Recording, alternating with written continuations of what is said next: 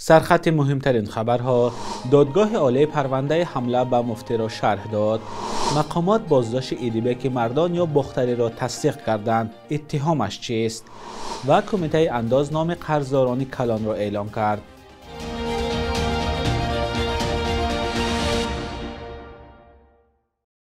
درود بینندگان عزیز، تازه ترین خبرهای تاجیکستان و جهان را از استودیوی دوشنبگی رادیوی آزادی تقدیمتان میکنیم. امروز 14 فوریه سال 2025 است. برنامه را از یک خبر بین المللی آغاز میکنیم. پلیس آلمان گفت بر اثر حمله یک ماشین به ازدحام مردم در شهر میونخن کمش 28 تن از جمله کودکان زخمی شدند. حادثه روز 13 فوریه رخ داده است. گمانزد یک پناهجوی 24 ساله افغانستانی بوده است. خبرگزاری اسوسییتد پرس نوشت که او بازداشت شده است و تحقیق حادثه ادامه دارد. این حمله در حال صورت گرفت که روز 14 فوریه نشست امنیتی میونخن برگزار خواهد شد. در نشست نمایندگان چند کشور از جمله جی دی ونس، معاون رئیس جمهور آمریکا و ولادیمیر زلنسکی، پرزیدنت اوکراین شرکت خواهند کرد. دادگاه عالی تاجیکستان حکم 3 متهم برای حمله به مفتی کشور را شرح داد. رستم میرزازاده رئیس دادگاه عالی 13 فوریه در نشست خبری گفت محمد رافع عزت الله زاده فردی که به رئیس شورای علما حمله کرد به 26 سال زندان محکوم شده است. دادگاه این جوان را در تروریسم، تیاری به جنایت و آدمکشی گناهکار کرده است. نظر عزت الله زاده و نزدیکانش به اتهام معلوم نیست. روشن نیست که آنها از بالای قرار دادگاه به زینه بالای شکایت میبرند یا نه. گفته می شود که جوان حمله‌گر 21 ساله و ساکن شهر نارک است. به گفته رئیس دادگاه عالی محمد جان شادیخانوف گمان بر دیگر با اتهام‌های تروریسم و شریکی در جنایت به 13 سال زندان محکوم شده است. رئیس دادگاه عالی افزود شادیخانوف هرچند در طرحریزی حمله به سید مکرم عبدالقادرزاده دست داشت اما در لحظه حمله به مفتی در جای حادثه نبود. در دادگاه عالی گفتند که گمانبر سوم قیام الدین فیض‌الله برای خبر ندادن درباره این جنایت 2 سال از آزادی محروم شده است. روز 11 سپتامبر سال گذشته در داخل مسجد و در بین نمازگزاران به مفتی تاجیکستان با کار در افتاده پیشانی او را زخمی کرده بودند. این حادثه واکنش‌های زیاد را در شبکه‌های اجتماعی به میان آورد. مقامات تاجیکستان بازداشت ایدیبک مردان را که در شبکه‌های اجتماعی با نام بختری صحیفه دارد تصدیق کردند. یک منبع در دادگاه شهر بختر روز 13 فوریه به رادیوی آزادی گفت ایدیبک مردان به استفاده زورآوری نسبت به نماینده حاکمیت متهم دانسته می شود. کدکس جنایتی تاجیکستان برای این اتهام تا 37,000 سومن جریمه و یا تا 2 سال زندان را پیش بینی کرده است. در دادگاه شهر بختر به رادیوی آزادی گفتند قرار برای حبس بختری هنوز ماه سپتامبر سال گذشته در غیب او صادر شده بود. او آن وقت در یک نوار عبدالمجید مومنزاده و شهردار بختر و نزدیکانش را دشنام داده تهدید کرده بود که نوارهای آنها را پخش میکند. همصحبت ما در دادگاه شهر بختر گفت بعد پخش آن ویدیو ایدیبک مردان از تاجیکستان رفت ولی با درخواست دادستانی قرار حبس او از سوی دادگاه صادر شد. ایدیبک مردان بعد بازگشت به تاجیکستان دستگیر شد. افزود منبع ما در دادگاه شهر بختر. نظر پیوندان بختری به اتهام معلوم نیست. ایدیبک مردان در شبکه‌های اجتماعی بارها از مقامات تاجیکستان ستایش کرده به مخالفان حکومت در اروپا حمله‌های لفظی میکرد، اما این بلاگر 3 سپتامبر سال گذشته برخلاف عادت نه به مخالفان حکومت بلکه به شهردار بختر و رئیس ولایت ختلان تاخت. معلوم نیست که میان او و شهردار بختر چه گذشته بود، اما ایدیبک مردان بارها از پرتاب‌ها در مرکز ولایت ختلان انتقاد کرده بود.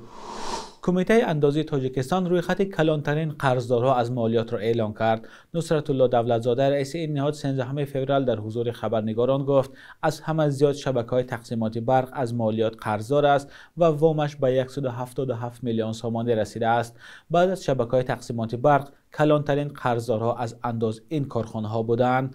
کارخانه‌های زیرتابع آژانس بهداشت زمین و آبیاری 81 میلیون سومانی، کارخانه‌های زیرتابع اداره منزلی کمانلی 32.6 میلیون سومانی، نیروگاه سنگتوده 26 میلیون سومانی، کان یغناب 11 میلیون سومانی، جمعیت سهامی پوشیده الیمین ساختمان 9.9 میلیون سومانی. رئیس کمیته انداز میگوید که این کارخانه‌ها در عموم از مالیات قریب 400 میلیون سومانی قرضدار هستند. این مبلغ 52% مبلغ عمومی بقیه قرض انداز را در تاجیکستان تشکیل می‌دهد.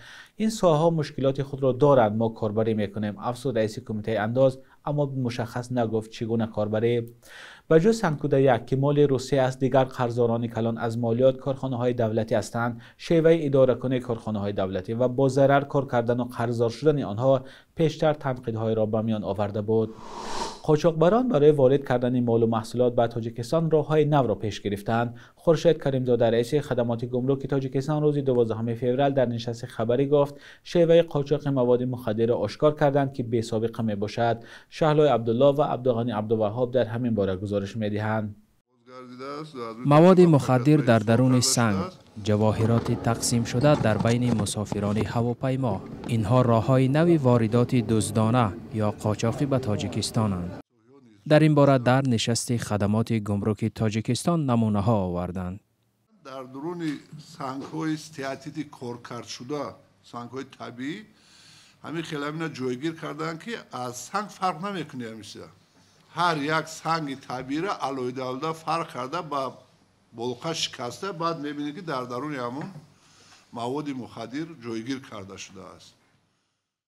مواد مخدر را از ماشین پیدا کردند که قرار بود سنگ‌های کارکرد شده یک شرکت چینی را از افغانستان به چین برد، ولی این بار ممنوع در تاجیکستان کشف و مصادره شده است. هنگام گزارش نوبسته از آن که از جانب کارمندان مقامات گمرک همه نمود معاینه‌های گمرکی هم از طریق تجهیزات رنگینی هم طریق بگیم با سگ‌های خدمتی گذرانده شده.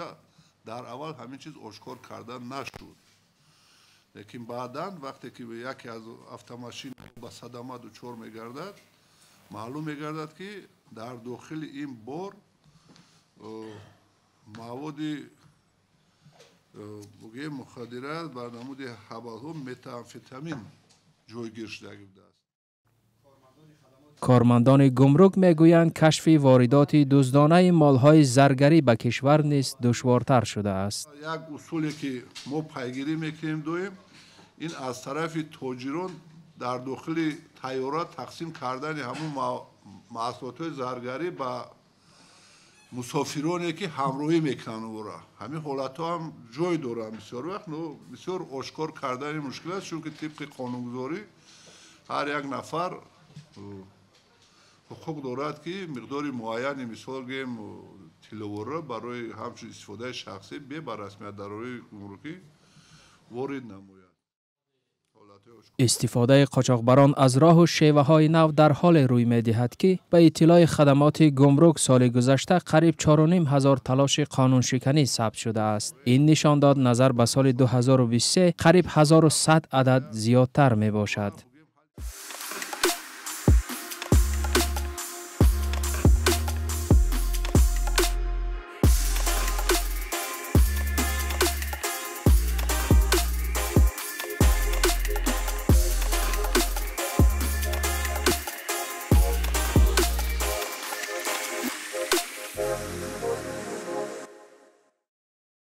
روز 14 فوریه در بسیار کشورها همچون روز عاشقان تجلیل کرده می شود، البته بیشتر در میان جوانان. در این روز جانبداران تجلیل عید عاشقان یا ولنتین برای عزیزان خود گل و تحفه تقدیم می کنند.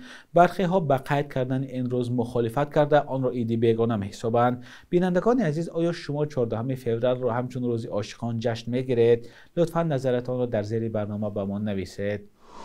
بخش یک روز تاریخ است که مهمترین تحولات تاریخی در روز 14 فوریه را فرا می‌گیرد.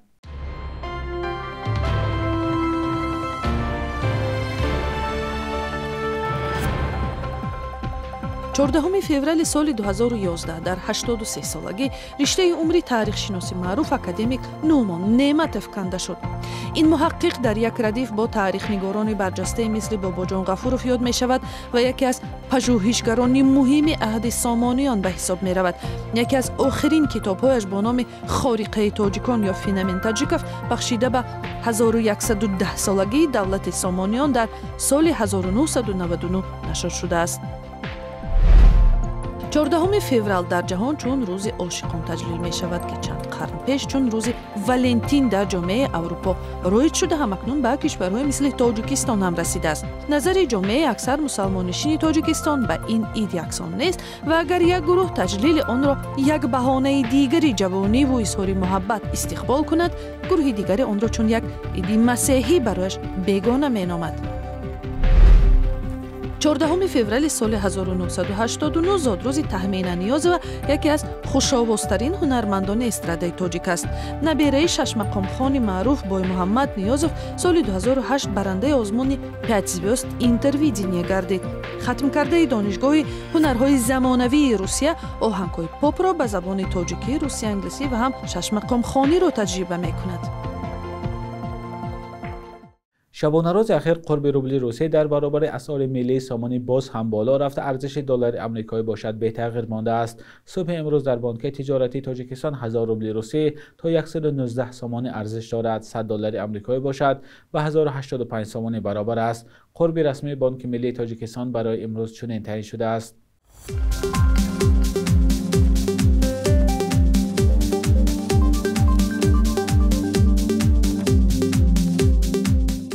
بینندگان عزیز، این آخرین برنامه نوید در هفته روان بود. در روزهای استراحت خبرهای آخرین را از سامانه رادیوی آزادی با نشان آزادی.org پیدا کنید. خدا نگهدارتان.